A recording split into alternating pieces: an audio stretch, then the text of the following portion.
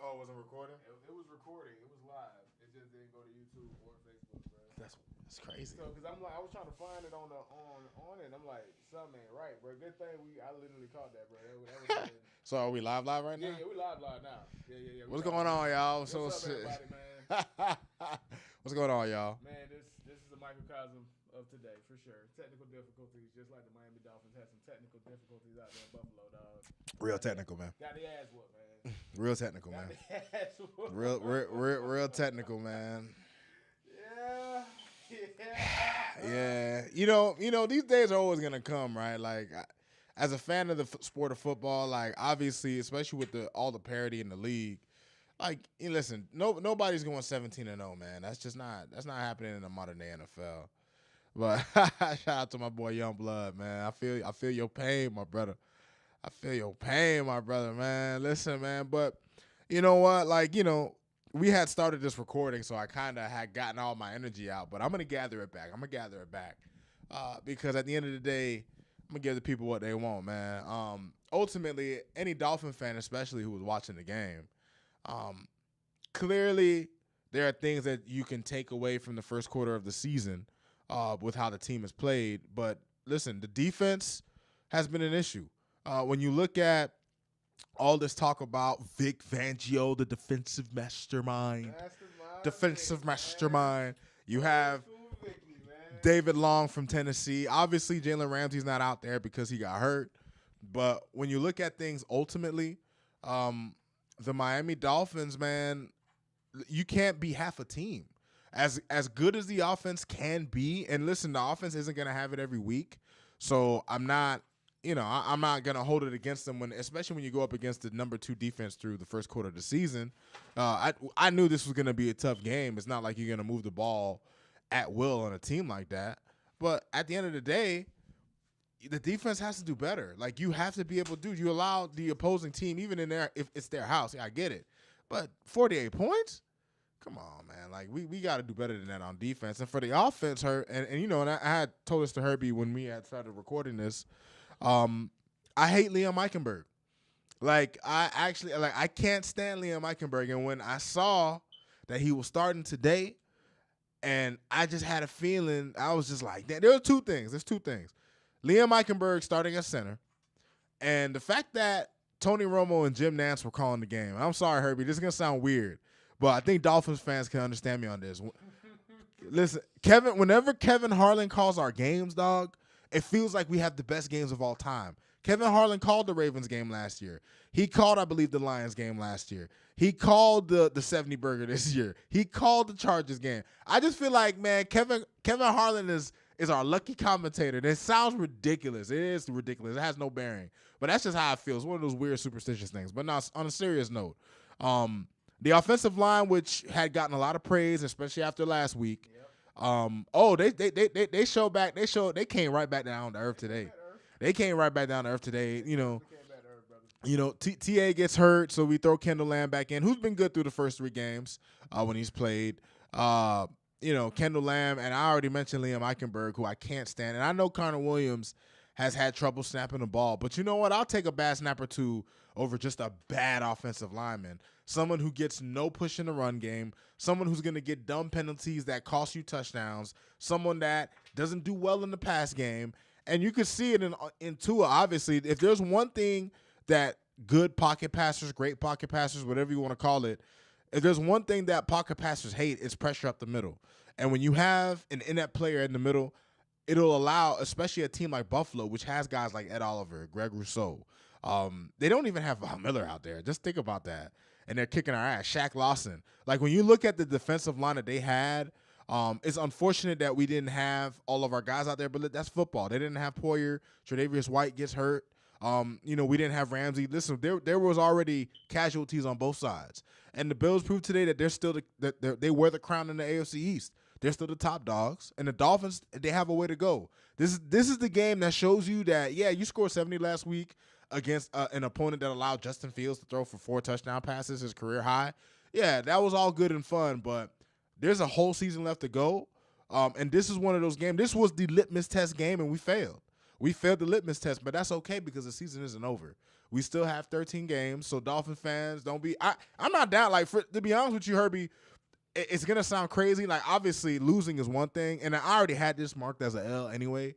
But I was expecting it to be closer. I'll be capping if I wasn't. Yeah, you said it. Yeah. And you talked about it yesterday when we recorded the main pod yesterday, where we were like, this has to be a game where if we lose, it has to be Josh Allen has to be heroic. Yes. It has to be like something happened to where it was just a bad bounce or something, right? Like to be taken serious as a true Super Bowl contender, because you guys are the favorite to win the Super Bowl now, right? Like this is how the NFL is. When you score 70 points on another professional football team, Yeah, you're gonna get a lot of hype. You are gonna get a lot of hype, and the expectations are gonna go through the roof. Yeah. That's what happened. Now you're in a situation where you got beat down the way you beat somebody down last week, dog. Mm-hmm. Against someone you're supposed to be just as good as. The good part about it, though, is that it happened early in the season. Because when you go and you do what you guys did last week, you don't ever want to apologize or not try to score 70 points. But it's Miami. You guys have a lot of braggadocious people on your football team. Of course. By Cheetah, Tyreek Hill. And you can definitely feel yourself. Hold on. It makes sense why you can't hear me, dog. The mic wasn't on. The mic wasn't on. Mic wasn't on. Can you hear me now, sir? Please tell me if you can hear me now, sir. The mic wasn't on. Yeah, let me go ahead. Yeah, that thing is high. Yeah. You probably should hear me. Damo with the save. Man, big save, because I would have been talking the entire time. But yeah, man, so like I was saying, bro, the good thing about it is you guys got your ass kicked early in the season, bro. And that could be a reset. Sometimes you need to realize that you're not as good as you think you are. Sometimes you realize that your shit does stink and y'all don't walk on water, dog. Oh, no. You know what? You're absolutely correct, Kirby. It was funny because I was listening to a podcast. I can't remember. I've been listening to so many, watching so many videos. And then there was someone who said that they were worried about the Dolphins coming out. They were worried about the Dolphins coming out flat because of, riding the emotional high of scoring 70 and having that kind of performance against the Broncos. And I remember thinking to myself, like, this is a team that's going to show up. And when you're watching the game, when you actually watch the game, the way the game started, it didn't end the way you would have thought based on how it started, right? Because it started out the way two contender type teams would go, right? Buffalo starts. I think we fucked up. I don't know why teams do this now, Herbie. And I get wanting to have the ball in the second half. But you're going up against a top offense. Buffalo was the number 2 rated offense coming into this game. Like, if you win the coin toss, you should probably want to put points up first to put pressure on them, right? You want to start with a lead, especially when you know your defense isn't that good. But that's neither here nor there. Buffalo landed the first punch. Dolphins threw a punch. Buffalo threw a punch. Dolphins threw a punch back. 14-14. Buffalo goes up 21-14, and then that's when the game began to get a little out of hand. We started making mistakes on offense. The Buffalo rushers were pressuring Tua. Our offensive line was showing its true colors. And then, Josh Allen and that Bills offense, especially now that they can run the ball with James Cook behind that offensive line, the Buffalo offense is even scarier than they've ever been. Josh Allen was 21 of 25 for 320 yards and 4 touchdowns. He was flawless. Like, Josh Allen was flawless. He showed that he's still one of the top 3, 4, 5 quarterbacks in the league, top three or four quarterbacks in the league. And the Dolphins, we have a ways to go, man. We have a ways to go. And like Herb said, sometimes you just, we were riding high, man. We were feeling ourselves. It was all good just a week ago. You know what I'm saying? Like, we were feeling ourselves, and it's okay. It's one loss. It's 1 week. And this is the game where we realize, like, we still have a long way to go. Mike McDaniel can go back, look at the film, see what Buffalo was doing to disrupt, because Buffalo wasn't falling for all the misdirection that many other teams were. They were very disciplined, staying in their zones, able to put pressure. And because they could put pressure with 4, they were able to have tons of guys in coverage. And one thing Buffalo defense is excellent at under Sean McDermott is passing off receivers in zone coverage. Tyreek we didn't have a receiver go over 60 yards today. We had, and Tua threw the ball to, I guess, 8, 9 different targets. So the Buffalo defense did a great job of taking away big plays, and we didn't do a good job of stopping them from making big plays. Darth Cater got killed today Listen, Ramsey, you can't come back fast enough, dog. We need you, Jalen, because Xavier Howard is he's just not the same guy.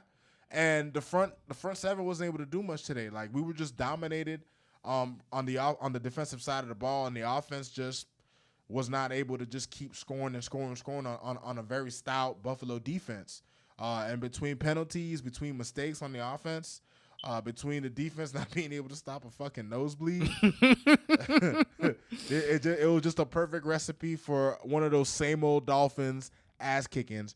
But I would implore Dolphins fans not to, there's a lot of doomers when you go online. It's not the end of the world. No, the doomers are coming. You want to know why the doomers are coming? Because you guys are never you're never in a position where you're considered the best team in the NFL, right? Right. Last time that happened, it was the 70s.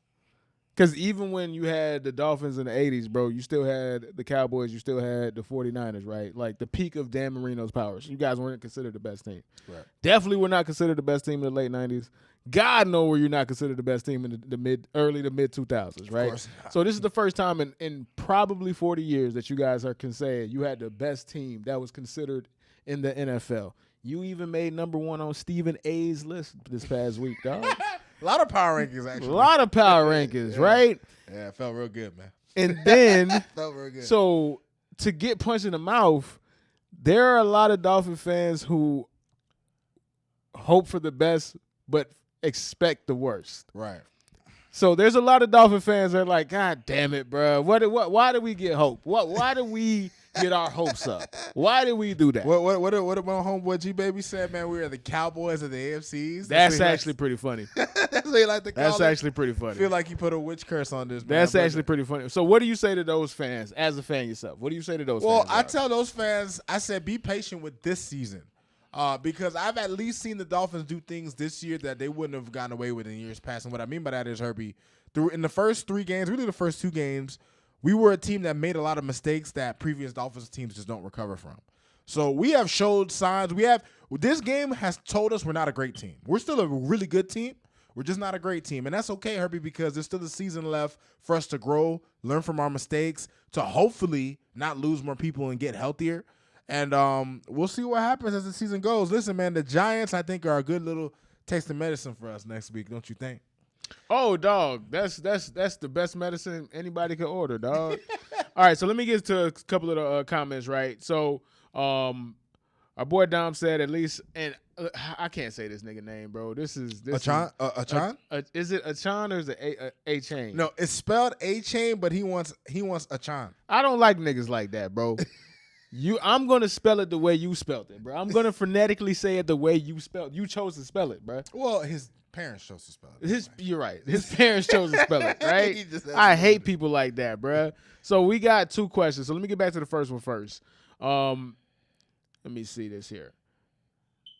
At least Achan. You got it. This is so hard. At least Achan is if you for real. just gotta say A-Chain, just say A-Chain.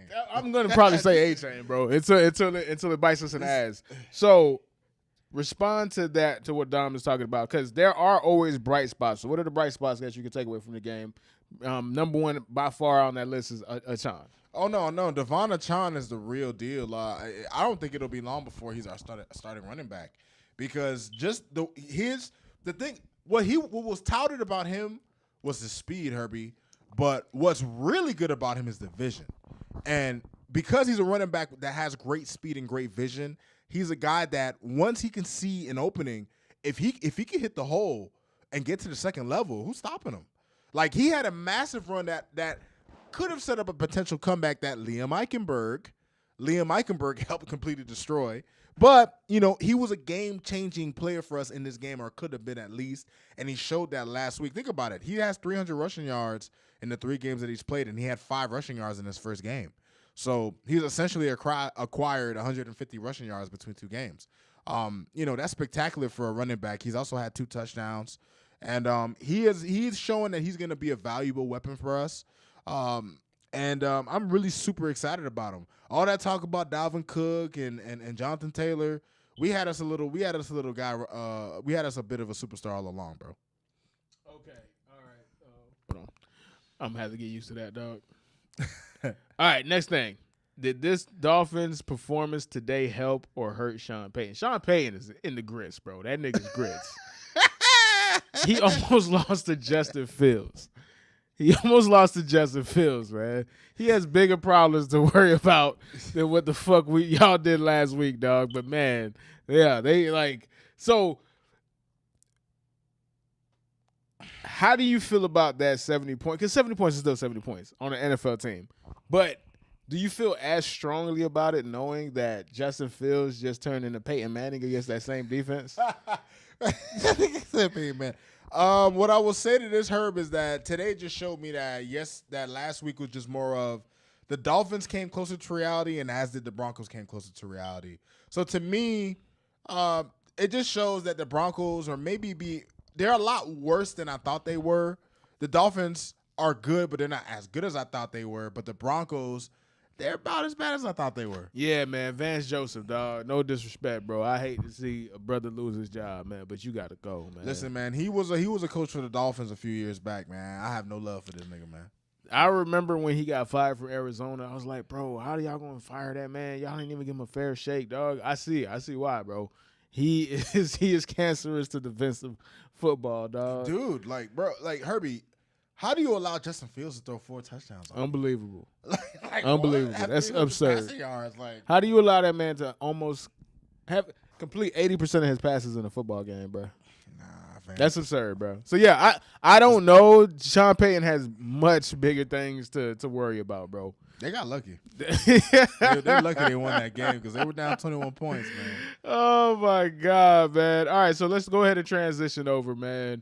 The rest of the slates this game. So how do you feel about the NFL right now, right? We're a quarter way into it, and I know that there's something that we wanted to discuss. We wanted to have a little game that we wanted to play, which is quarter pound or quarter panic. Mm-hmm. You feel me? You are going to talk about the teams that are in your division or your conference, me as well.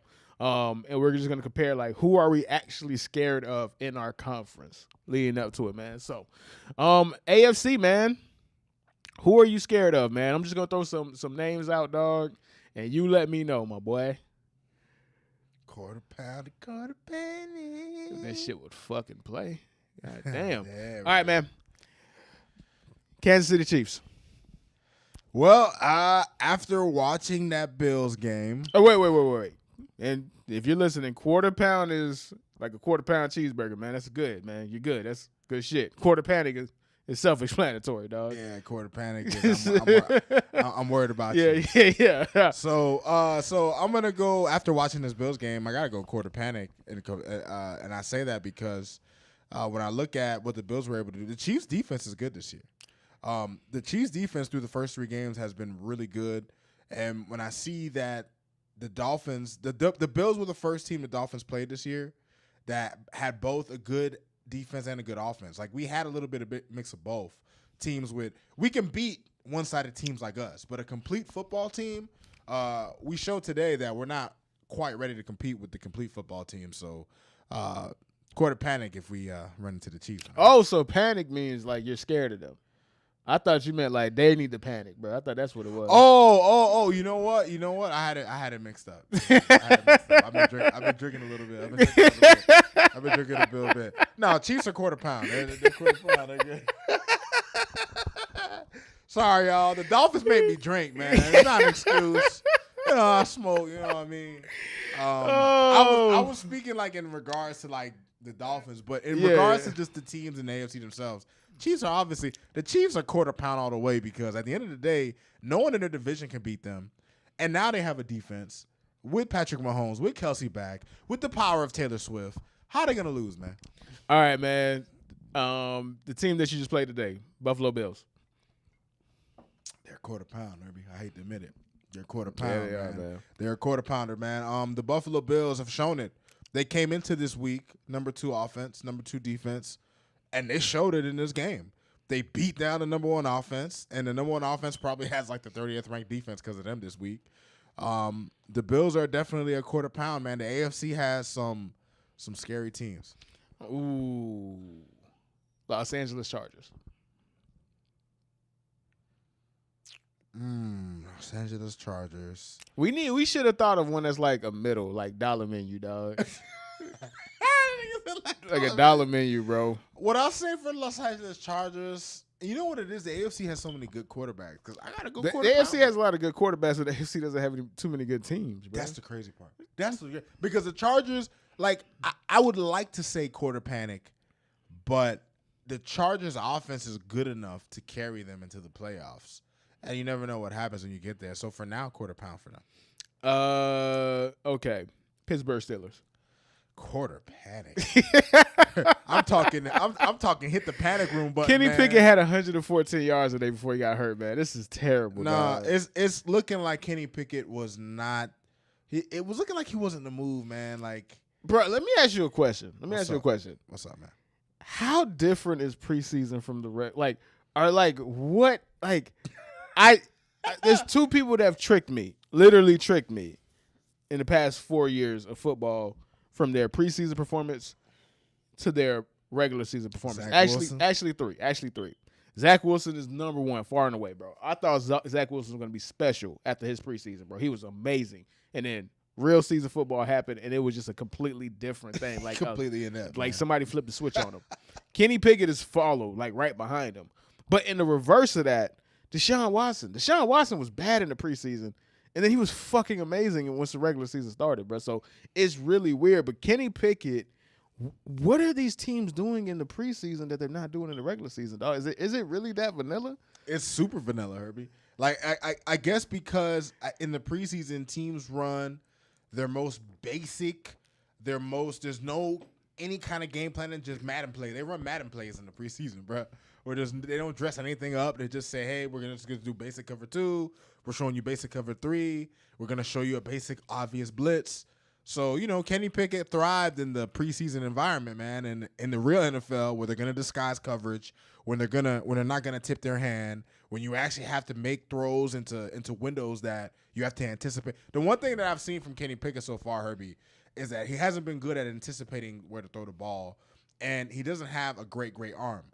Like, I watch film on a lot of different quarterbacks. Like Justin Herbert, he has great processing ability. I'm not trying to down him here, but there are times where Justin Herbert might see something late, or he might even go to where he really shouldn't go. But his arm is so incredible, ridiculous, that it doesn't fucking matter. It's ridiculous. It just doesn't matter. Like I watch this nigga. Like, what do you do? Oh, okay, never mind. Ridiculous. So there's to your point, right? And there's a play that he had against the Vikings. There's two plays, right, where he threw it across his body, 25 yards on 3rd and 18, bro, and it was a laser, like legitimately fucking a laser, bro. Man. He might have the most velocity on him. He has Dan Marino-esque velocity, bro. Yeah. It's stupid.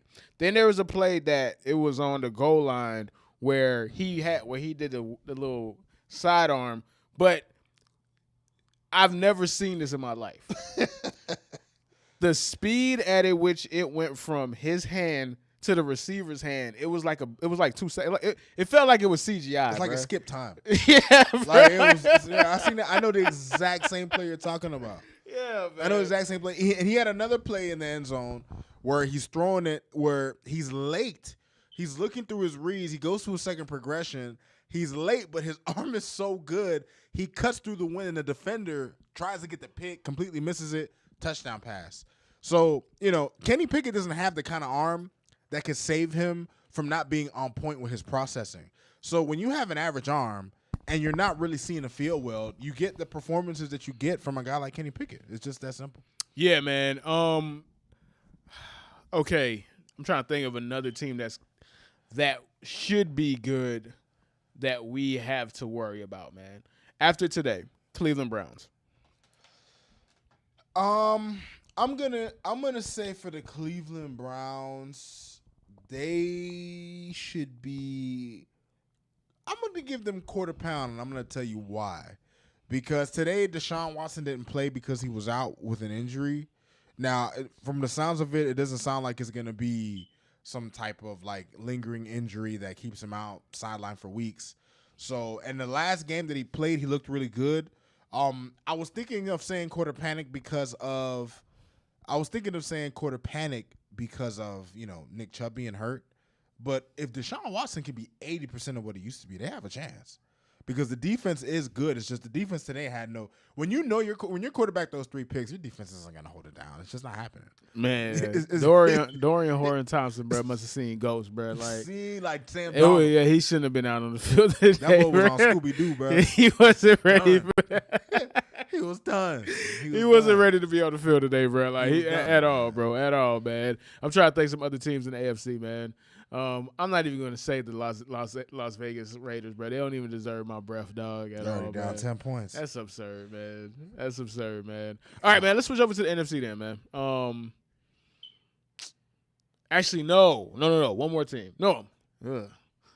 I'd be remiss if I didn't say it. New England Patriots. For them, I'll say quarter panic. And I say quarter panic because as good as the defense is going to be, and the offense, and it's not just Mac Jones, just their quarterback and playmakers collectively. Then, bro, if you play the Patriots, are you scared of them? Absolutely not. There is no team in the league that when the Patriots come into their house, they're afraid of the Patriots offense. That I know Patriots fans who lived through Tom Brady for 20 years aren't used to that, but and he said Deshaun Watson's fall off has been insane. His fall off it hasn't looked good, but he looked good last week. He might be coming back on track. There's still time. Nah, real talk though, like to this point though, like the man hasn't played football for almost 2 years. And then he played 6 games last year. Like that, the timing, the speed of the game yeah. to get back to what he was, it's gonna be hard, bruh. Now, okay, you're right. Mike Vick did 2 years of jail and came out competent. Watson has been trashed. These are both two things that are absolute facts. However, Mike Vick went to Andy Reid, who has proven himself to be arguably the greatest offensive coach of all time, bro. Right with Bill Walsh, right? Yeah. So it is a different circumstance, but you are right. You are definitely right. Well, but you know what I think a part of it is too? I don't know if Deshaun Watson will be ready because you gotta think about it too. Deshaun Watson prior to the scandal with the masseuses, Deshaun Watson was someone who was a high character guy, someone who everyone lauded as a great person, and when he goes into games, people are calling him a rapist. Like people are saying like you touch masseuses when they didn't want to be touched. You're a pervert. Like people are saying everything in the book at him, and I think there's a human element to football. Like at the end of the day, when you go to the games and people are destroying you for things that you've done in your past, things that he had to get. 66 cases, bro. So it's gonna be a while before he can. And that's who came. That's who came. Right. That's who came out. Came out. You only suspect that there's more. So I think when it comes to the mental part of it, the money that he got from Cleveland, all that pressure, like added to the fact that he didn't play to the game. Listen, I'm not trying to make excuses for him. I'm happy the Dolphins didn't trade for him, but at the end of the day, there is a human aspect to playing football. And I think all of that stuff weighs on him, and that's not. And I don't think he's ever going to be the same, but I think he could be some of what he was, and we'll just have to wait to see. We'll have to wait to see, man. So, all right, so we ran through a good portion of the AFC or whatnot, right? So now let's go on to the NFC, bro, which is my division, my conference, dog. So go for it, man. So let's start, man. The Lions, quarter pound, bro, quarter pound, like. I can't believe I'm saying this. There's things that I consider to be certainties in my life, right? That I knew that I could depend on, that I know I'm gonna die believing and seeing, right? That is death, taxes, cockroaches, and the Lions being a bad organization, bro, and a bad football team. So to see a actually competent Lions with a coach that nobody believes will be able to put a competent roster and competent team out on the field, man, Campbell, and to see them actually be a legitimately good team, like this sounds crazy, bro, but right now I think I'm giving them the biggest chance to win the NFC, bro. That's how I feel about them. Yeah, you like Detroit that much? I like Detroit that much, bro. The only thing that's holding them back is two things, and one of those things is going to come and actually make them even more scary, which is outside speed of receiver. Jameson Williams is coming back. Mm-hmm. The only thing that's holding him back is Jared Goff, bro. Because Jared Goff will never, ever make a play. He can make plays, but he's not going to make the play. That's the big thing. I will say this, Herbie, and to your point, I've been watching film on Jared Goff, and if there's one credit that I will give to him that I've seen from him this year, last year he was leaving a lot of meat on the bone. This year he still leaves some meat on the bone, but not as much. Not as much. He's been better about it this year, so I'm gonna give him credit where credit is due. But you're right, you still can't forget the demons of the past, right? And you know how Jared Goff has burnt teams before. But there is something to be said about a guy just getting better, maturing at the position. So I'll give him his props. And there's something to a team and a play caller and an offensive staff that honestly, truly knows the limitations of who they have, right? Yes. Like Sean McVay wanted Jared Goff to be somebody that he was never going to be. Yeah. And he coached him that way, and he called plays that way. And it drove him insane when Jared Goff didn't left that meat on the bone, right? Yes. Ben Johnson knows who Jared Goff is, bro. He's cool with it. He's a vegan, bro. He's not going to fuck the ribs up, dog, like you want him to, bro. Yep. He going to take a little bite here and there, bro, and he's going to give it back to you, bro. You're going to see a whole quarter pound on the fucking rib, but you got to be like, you know what, man? I know that. Exactly, bro. That's how you have a guy who has the 4th longest streak in history with completions without an interception. It's someone who's going to play it safe. He's going to protect the ball, which, listen, there's value in that. If a guy's going to be accurate, if he's going to make the safe play but yet still move the chains, you can't be mad about that. And you got to give Dan Campbell credit for being able to put together a scheme with a lot of tough players. Listen, we were laughing at him, not just us, the whole world, when he came in and said, I'm going to bite kneecaps. You know what I'm saying? It's still ridiculous. I don't care, it's bro. It's so ridiculous. I don't give a fuck. But Dolphins stupid, fans, man. we remember, I remember Dan Campbell fondly as the interim coach. He didn't know what he was doing. He was our tight ends coach at the time. But I remember that there were 2 games that the team played. Those were two of the best games that I've seen the Dolphins play. One against the Titans, one against the Texans, where we were up like 44-0 at the half. Like, it was a crazy game. That's the game when Tannehill set the completions record. So I just, I remember Dan Campbell fondly, and I'm happy that he went off to other coaching staffs. He learned more about the game, and now he's been able, with Ben Johnson, to put together an offense that suits not just Jared Goff, but Amon St. Ra, guys like Jahmyr Gibbs, and David Montgomery had 3 touchdowns, 30 carries. He was somebody who was on Chicago. David Montgomery said that David Montgomery was so tired of losing to the Packers that he said that he was like, I can finally tell my kids I beat the Packers. That's how he felt, bro. David Montgomery felt like that. So, it's just beautiful. And, as a fan of a team who, the Dolphins at least have some championship history. Detroit's championship history is way before the AFL-NFL merger.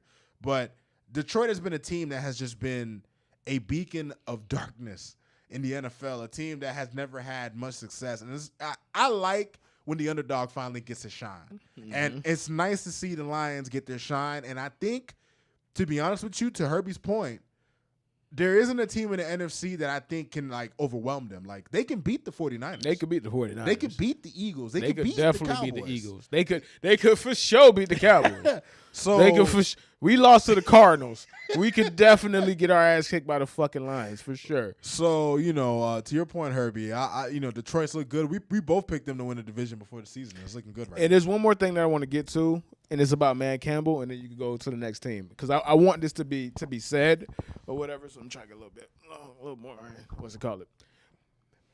Man Campbell was not hired to be the actual coach of the future. He was supposed to be the coach, the bridge coach. He was supposed to be the coach that you lose with, you get good draft picks, you rebuild, and then you actually hire the guy that you want to hire. Right. But it was immediate that they found their guy. Yeah. And Colin Cowherd made a good point, and it never occurred to me, but it was a brilliant point, and it made so much sense when you actually hear it. Man Campbell is made for Detroit because Man Campbell is an optimist. Yes. He went to the most woe is me franchise in the entire NFL, bro. Mm-hmm. Outside of the Browns. Yeah. And Browns have way more recent history than they do. Yeah. Right? You could always say, man, I'm a real Brown fans, man. I'm rooting for the Ravens. You could always say that. Yeah. Because that's the original Browns. Right. The Detroit Lions all they have is misery, dog. And you have somebody who truly believes in positivity, truly believes in optimism, and truly believes that the glass is half full, not half empty. And I'm really, really happy that he actually gets to be a meathead and show that, okay, you can do it that way, which is just be motivating, bro. Be somebody that players want to play for, dog. Yes. It's a rare trait to have, and I can't think of another coach that literally motivates men off of the fact that they don't want to let him down, bro. No, he embodies that. Yeah. He embodies that. And it helps that he is a former NFL player. I believe he was on the Ravens when Shannon Sharp played. And he's a tough guy, man.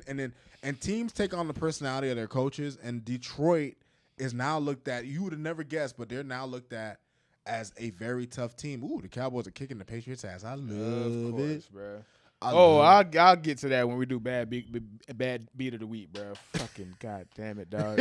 All right, next team, man. Next team, bro. Next team, quarter pound or corner panic, Herbie. The next team I'm going to pick for you is, I had that team in mind before Buccaneers. Buccaneers, panic. Okay, we got to do okay. All right, I have to say this. We got to say dollar menu, bro, because I can't say that the Bucs are panicking because nobody believes in the Bucs anyway, bro. They're the most fraudulent 3-1 team that I can remember, dog. But the Bucs fans ain't gonna like this one. They not, bro. James, my bad. Cap, my bad. Yeah, what it is, bro. I gotta keep it 1K, my G. But yeah, bro, I'm gonna say dollar menu. I'm not even gonna say quarter pound. They're not gonna fill you up like a quarter pound will, but they have no reason to panic either. So I'm just gonna say double cheeseburger, dog. All right, so I'm gonna say double cheeseburger, dog. All right, so I got another one for you. We got one from the fans though, man. Commanders, dog. Commanders, quarter panic. What the fuck you talking about, man? You think I'm finna fucking be scared of Sam Howell? Get the fuck out of here. Did they beat the Eagles? I don't. The fact that he actually probably did. Dom, did they beat the Eagles? Because I listen. Because we didn't. Yeah, we were watching the Dolphins game, and I've been setting up the stream, so I have no idea who won. I cannot tell you. We have look it up. We have the access to the internet, bro. We can literally look this up in 2 seconds. No, they lost. They lost 34 to 31. Yeah, man. So you ain't worried now. Yeah, no, not at all. Well, I have no reason to be worried about that. All right, so quarter pound, quarter panic, and we're watching this right now. 49ers. Quarter pound. They're the best team that hasn't won a championship. They're my generation's Bills, right? Like they're this very close. Literally, the only thing that's keeping Kyle Shanahan from being a first ballot Hall of Famer is the Super Bowl run. Yeah. So as long as Kyle Shanahan is there, as long as that defense is there, yeah, quarter pound for sure. So, and quick question, and I want your thoughts on this. Well, how do you feel about Brock Purdy? Okay, that's a great question because there's a lot of discourse about Brock Purdy, right? Brock Purdy is – there are two people who are at the junction between the nerds and football fans, right? The nerds say Brock Purdy is not a good football player or a good quarterback. But the football fans are like, bro, I watched Jimmy Garoppolo. One is obviously better than Jimmy Garoppolo. Yes, clearly. Brock Purdy is a good quarterback. Not great. He not amazing, bro. But if you say he's a good quarterback, the nerds will act like you're being blasphemous, dog. Mm-hmm.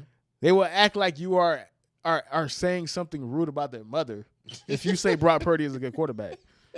Like it's not that, and it's never that bad. It's never that bad, bro. Like say what you want to say. Yeah, yes, he has things gift wrapped into him, bro. But like he is undefeated in the regular season, bro. Undefeated, and it's looking like he's going to continue to be undefeated, bro. Like okay, so Mina Kimes, and if you don't know who Mina Kimes is, bro, she is an analyst on ESPN. She's been there for a long time. She's one of the more famous ones in recent time. She's around the horn. Yeah, she's been on like she just re-signed her contract, bro. So like she's really good at her stuff, right? Hold on. All right, so Purdy makes less than the kicker. The window is always now with the 49ers. They have no excuses, bro. The window's been now for 5 years straight. So lucky that the Trey Lance pick and trade did not bite them in the ass. I can't think of a team that flubbed on that pick that has actually managed to escape by like the 49ers. Nah, for real though. Like they are so lucky that Purdy. That's never happened in history where somebody where they literally made the worst draft trade in history, and it doesn't even matter, bro. It doesn't matter at all. But no, back to the Purdy point, right? The nerds will say that he's not a good quarterback, and it's like, bro, like, oh, sorry, Mina Kimes' point. Mina Kimes is infamous for saying quarterback wins. Wins is not a quarterback stat. I vehemently disagree. Yes, it is a team game, but Peyton Manning won a bunch of games. Why? Because he was on the field. Tom Brady won a bunch of games. Why? Because he was on the field. Yep. Patrick Mahomes won 70% of his games. Why? Because he's on the field. Right. So don't fucking tell me it's not a quarterback stat. Right. That doesn't make any sense. If it wasn't a quarterback stats, these Hall of Famers wouldn't win majority of their games. Right. By them being on the field, they're affecting the game every single game. They're affecting every single decision that a coach makes. They're affecting every single coach decision that the opposing coach makes. Mm-hmm. You feel me? Just by their presence. Now, is Brock Purdy the reason why they're undefeated? No. But they weren't undefeated with fucking Jimmy Garoppolo. No. They won a decent amount of the games. Yeah. But they made a change for a reason. I watched Jimmy Garoppolo have 8 passing attempts in the NFC Championship game. 8 passing attempts that tells you everything. In an NFC Championship game. That's the Raheem Mostert game, for those of you who forgot. 8 passing attempts. Yep. In an NFC Championship game. Against the Saints. No, I think it was the Packers. No, it was the Saints. Was it the Saints? It was the Saints. It was the Saints. It was the Saints. No, actually, that was the divisional round, and they played the Packers the following week. Yeah. Because it was the Saints. Yeah. 8 fucking 8.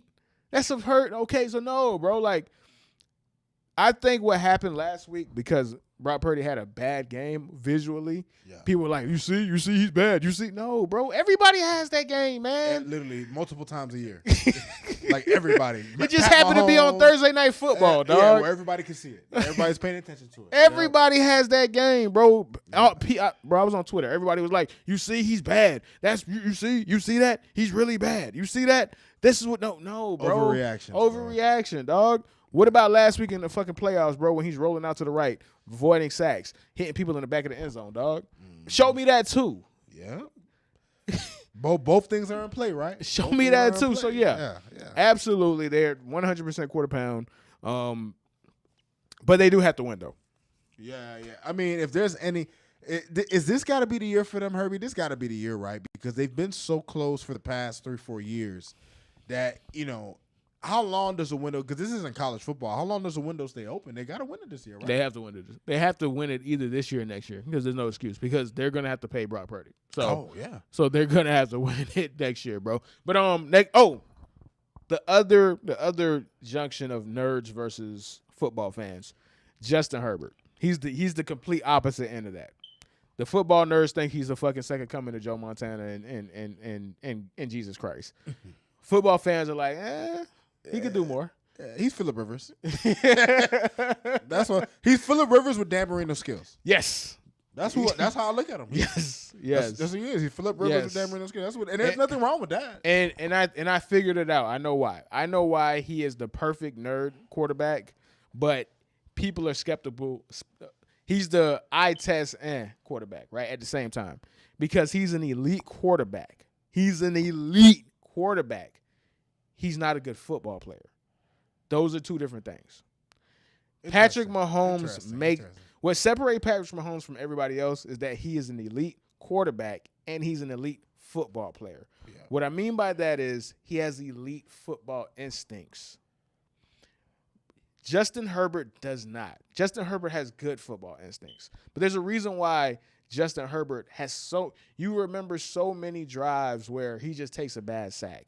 He doesn't avoid somebody. He doesn't make anybody miss. He doesn't take an opportunity to run out of the pocket, escape, be mobile, use his 6'6", 245 body frame, dog. Right.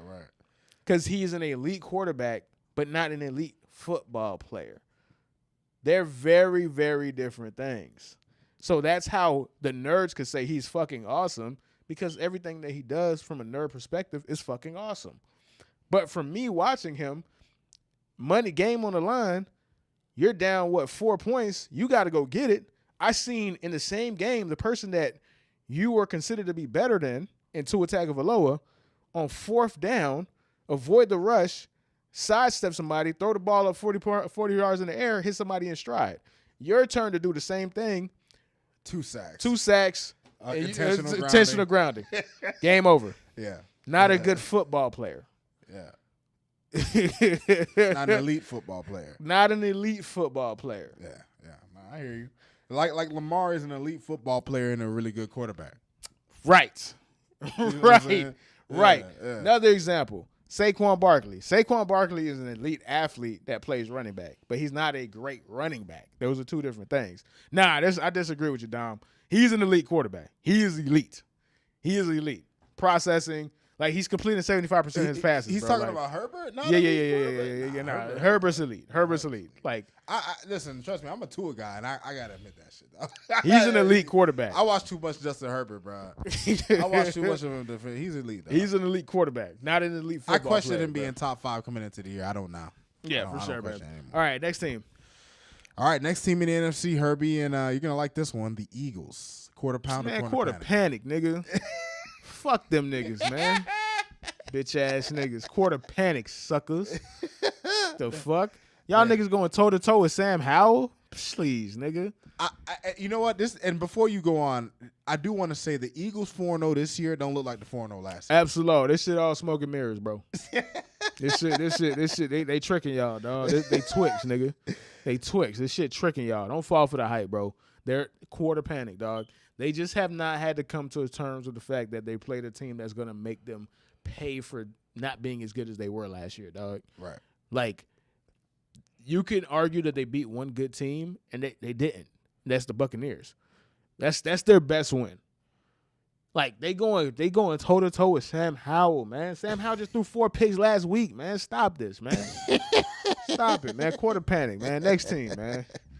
All right, next team in the NFC, quarter panic, and you might get a kick out of this one. The LA Rams. Nigga, call the insane asylum, bro. They panicking, man. Like, you need to call 911. The house is on fire, nigga. The house is on fucking fire, nigga. Yeah, they are definitely that meme, bro, with the dog sitting around fire saying this is okay. I don't believe that shit. Y'all let a rookie almost beat y'all today? Quarter panic. Panic with a capital P, baby. Oh, man. That's funny. Next up. Oh, man. You know, it's crazy because when I think about the NFC, it's actually kind of hard to find contenders, but I'll throw one out here for you, man. Quarter panic. You're going to like this one, man. You're going to like this one, the Falcons. Nigga, please. Bro, I've seen people say online, bro, keep them in London, dog, after the game, bro. I've seen people say don't bring them back. They don't deserve to come back to America.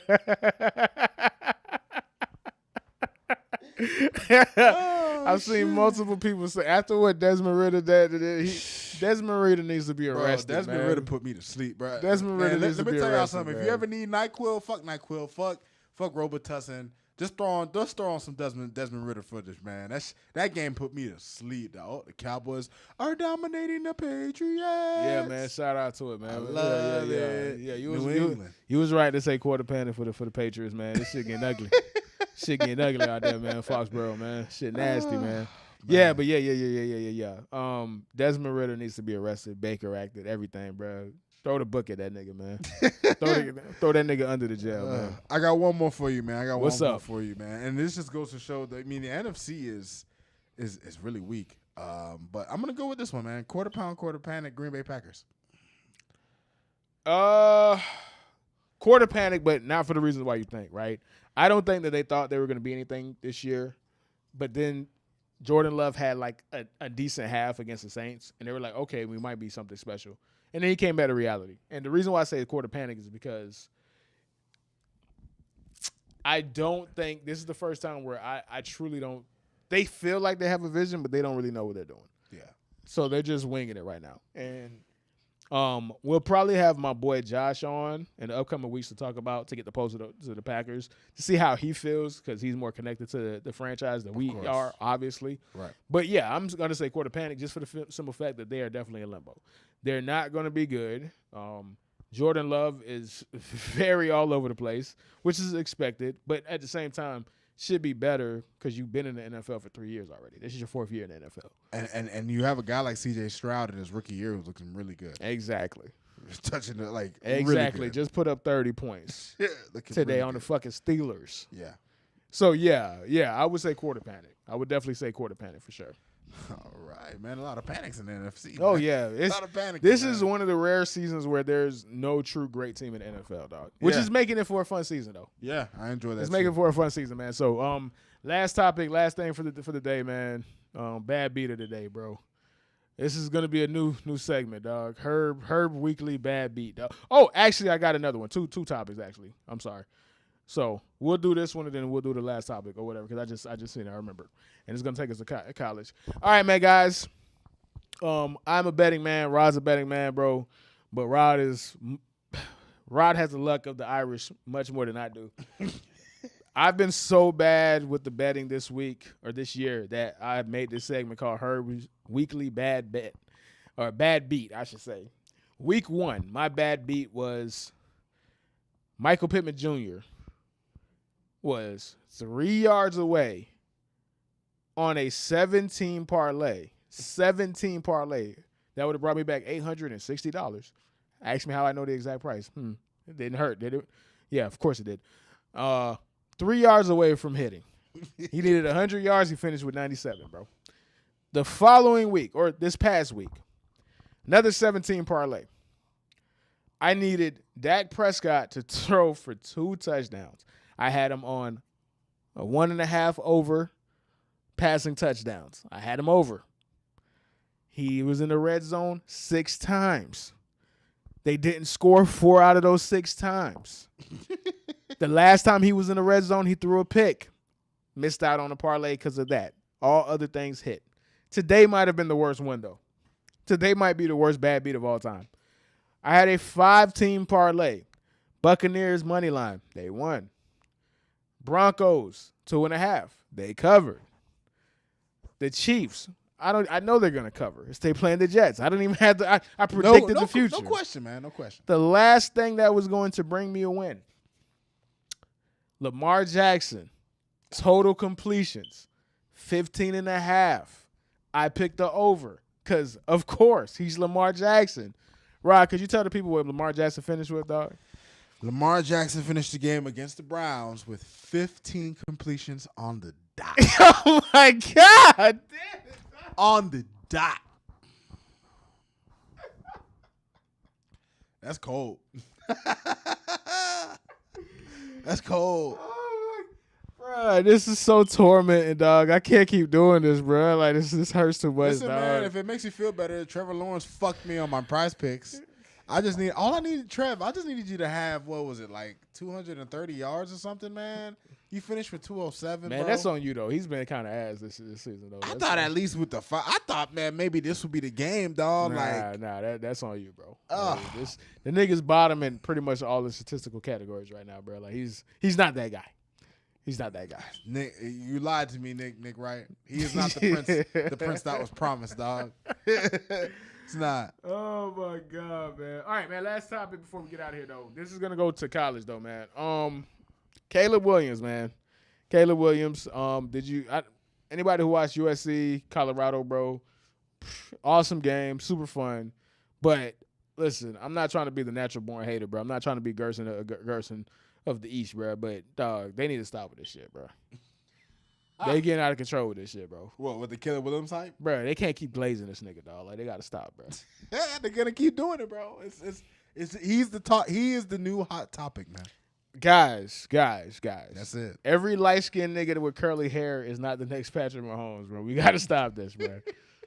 We got to stop this, bro. Hey, we have to stop this, dog. Like, Caleb Williams is fucking awesome. Caleb Williams is ridiculous. Caleb Williams has unlimited talent, right? But he's not Patrick Mahomes, guys. Like, You can't be a generational football player and then say somebody is like him every 2 years or every year, bro. That doesn't mean you're generational. Patrick Mahomes is Patrick Mahomes for one reason, because he's Patrick Mahomes, bro. Let him be Patrick Mahomes, man. Let Caleb be Caleb, whoever the fuck Caleb ultimately becomes, bro. But let him be Caleb. And the reason why I just feel like there's a lot of dick glazing going on is because Caleb is an out-of-structure magician, and people think that Patrick Mahomes is an out-of-structure magician. Patrick Mahomes, going back to Texas Tech, played backyard football out of necessity. Right. Because he didn't have anybody to throw to. His O-line wasn't that good, and he had to do what he had to do to stay in games. And even then, if you actually watched what Patrick Mahomes did, it's not what Caleb does. Patrick Mahomes moved around in the pocket. Mm-hmm. Moved around in the pocket. Caleb just says, fuck this pocket. As soon as, just for whatever reason, he's like, I got to get out of here, bro. I got to play this shit on extra hard mode, dog. He actually kind of reminds me of Johnny Football a little bit, the way he just runs out the pocket to keep it a buck. Like, he's closer to Russell Wilson at his peak than he is to Patrick Mahomes. People want to say Patrick Mahomes, and just because it's a lazy comparison, and that's what bothers me, because it's like, I'm tired of these lazy comparisons, dog. Just last year, we were saying Bryce Young reminded you of Patrick Mahomes. I'm not gonna say no names, Todd McShay. Like, let Patrick Mahomes be him, bro. Yeah. Like, Caleb is awesome. He's awesome. Of course. But I need to hold on. Oh, you need to see him under center more. Let me get your comment, Dom. Yeah. I need to see him under center more. You can. He makes throws under center. Actually, no, he's always really a shotgun. Like, he could do the under center stuff. Like, shotgun under center is not that big of a difference. However, Patrick Mahomes is 6'4", 240, bro. Like, do people realize that? Like, do people forget that? Like, Caleb is 6 feet, barely 200 pounds, probably like 215, 205. Like, they're not the same player. They don't have the same arm strength. They don't have the same arm talent. Like, Patrick Mahomes coming out is nigga had 700 yards of offense by himself in the game. Yeah. In a game. Yeah. His best receiver was Curtis Cootie. Who is that? Who is that? Like, who is that? So leave Pat Jr. alone, man. He one of them ones, man. Leave him alone. But back to Caleb Williams, though. And I want to see if I could pull it up, because I think it's a microcosm of how people want to glaze Caleb Williams, guys. Now, let me see if I can pull it up, dog. Did you see what I had posted in the sports chat? The back and forth what I had with the little in the group chat? No, in our Facebook the whatever shit, dog. In the Facebook group chat? Yeah. Oh no, I didn't even see it, man. I got you, dog. Hold on. Let me see if you actually had a back and forth with somebody about No, I had a back and forth on Twitter, and then I took screenshots and posted it in the group chat, dog. So let me see if I can find that shit. Dude, people are always ready to anoint a lot of these young, exciting quarterbacks as the next guy. Oh, so this is it? No, I didn't see this post. I got you, guys. Hold on. Let me go ahead and share my screen real quick, guys. So, this guy right here, full-time Dame, he's he's on Twitter. He works for the Draft Network. The Draft Network is a reputable publication, right? I used to actually follow them. I watched some of their videos. So it's not like this is some random dude who's just saying, oh, I'm a scout. No, he actually works for a reputable scouting website, right? But it's the type of glazing I'm talking about. Caleb Williams could have baked the cake and Thanksgiving dinner in the pocket, but his out-of-structure second reaction plays is what makes him so effing special. If you didn't watch the game, basically what happened is Caleb Williams was drifting left, threw across his body about 30 yards down the field, hit a dude. Buddy caught it wide open, took it, and ran. It was a 71-yard touchdown. I said, hey, special, but could also be a negative at the next level. There's literally no reason to do this. Homie felt offended. said, is there no reason to throw to an open receiver? If his early reads were covered and he made his play, how is that a negative? He was patient and the decision wasn't risky. I said, A, I'm talking about bailing unnecessarily from a clean pocket. B, I would have to see the all-22 for this specific play, but his all-22, and all-22 is the entire field angle, if you don't know what that means, is littered with plays where he either doesn't see wide-open receivers that he could throw to, but instead opt to play out of structure. He says unnecessary. I disagree. He sits for as long as he can, not cap. You don't act like sitting duck, 3-man rush. That outside guy is a threat to retrace if he sits in the pocket like a statue. Movement opens, create second reaction windows. It's why defenses rather cage rush than keep going after you. That is true. But that's not what Caleb does. Right. He's making an argument for him that doesn't even need to be made because it's not even what he's doing. Got you. This is the point that I'm about to kill him with. Hilarious, bro. I said, yes, unnecessary. I'm not saying he shouldn't move or escape pockets. I'm pointing out that he has examples of not seeing wide open receivers in a clean pocket, misjudging pressure, and bailing. That's unnecessary. But he's special enough in college to get away with it. Homie replies, your description doesn't fit this play, but go off. And this is where it pissed me off. Because now okay, cool. This is how much he does it, that on the same play that we were talking about, that he glazed him over, was an example of him missing somebody open. I wasn't even thinking about the play. Right. That wasn't the point. I just went back to the play after he said that, and I said, let me look. The first thing that you see is a wide open receiver that he chooses to not throw to.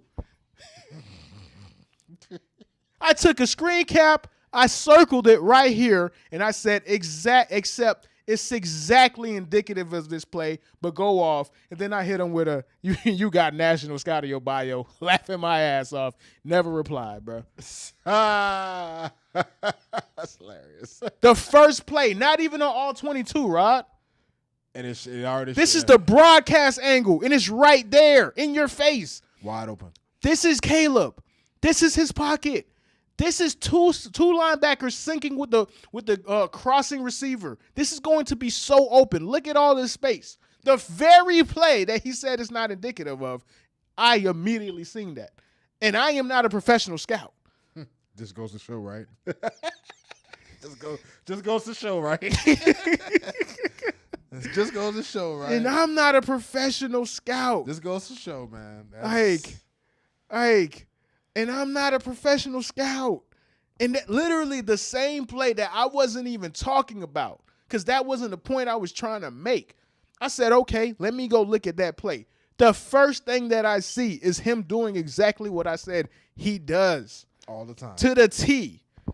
Bailing a clean pocket, not seeing a wide open receiver, and moving unnecessarily. Why do you have to? Where do you need to move, nigga? This is the Wall of Jericho, bro. This is the Great Wall of China right here, bro. That boy got the fortress around him, man. Like, where do you have to move, fortress, man? Where do you have to move in that situation? No, you don't have to move, man. He's just that type of player who likes to play backyard football. Where do you have to move in that situation? But you know what, Herbie? These scouts, man, they don't want to look wrong, man. Especially when you got the blue check mark. Seriously, bro. Like, where do you have to move in this situation, dog? And it's crazy, bro, because I didn't even have. See, this is why we need an actual producer, bro, because none of that shit made the stream, dog. None of these what's it called this, bro. I hate this, dog. But yeah, man. I think Caleb's awesome. I think he's gonna be a really good quarterback, bro. But you can't do this shit in the NFL, man. Right. You just can't, bro.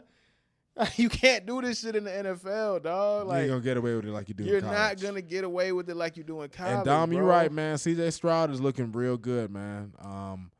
The thing that impresses me about CJ Stroud, just to Dom's point, is the fact that when you watch him on film, and even when you're watching him in the games, you could see the poise that he has, that he plays with. You could see the anticipation, the accuracy. He's displaying a lot of things that you don't really see from year one quarterbacks, which that bodes well for the Texans, and he's doing it with an offensive line that's not healthy. He's doing it with a bunch of rookie receivers, no veterans. And the fact that he's being able to be a force multiplier, the Texans might have found him. They might have found him that one. The jury's still out on all these young guys, but right now, who's leading the race in quarterback play, in my opinion, right now, Anthony Richardson's close, but I've been more impressed with C.J. Stroud for sure. This fucking play, Rod. Huh? The same fucking play, Rod. I know it's the same. This nigga said your description doesn't fit this play, but go off.